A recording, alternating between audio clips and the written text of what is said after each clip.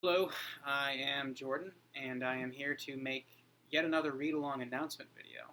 Steve Donahue and I just finished doing a read-along of Bruce Catton's Never Call Retreat, which we read over the course of July, and it was a tremendous amount of fun. I know at least a couple of you read along with us, which was great. We've decided to keep the ball rolling into August, and we've also decided to, at least for now, stick with nonfiction. I think Steve and I are largely in agreement on many things, but we also, I think, have some differences when it comes to fiction. So far, I think we're very much on the same page when it comes to nonfiction, though, and I am relatively, I'm a relative newcomer to reading nonfiction, and I've recently discovered how much I absolutely love it.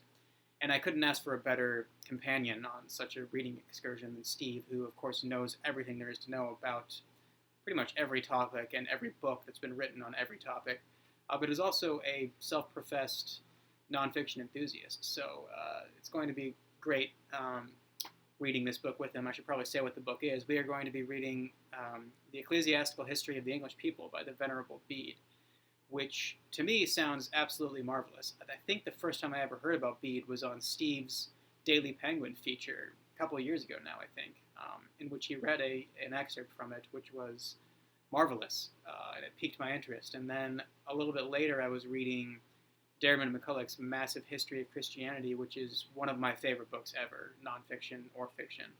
And in that book, there is a somewhat extended passage talking about Bede as a historian. And that just piqued my interest even more. So I'm really looking forward to reading this. If you can find a copy, I'm sure you can, at least on Project Gutenberg. Feel free to join us. I'm really looking forward to it.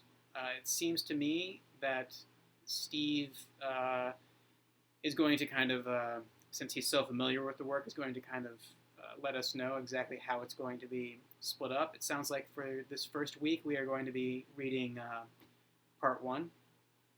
And then going forward, we will just see the best way to divide that up from there. I'm going to trust Steve's discretion on that because, after all, he's a man that marches to his own bead, if you will.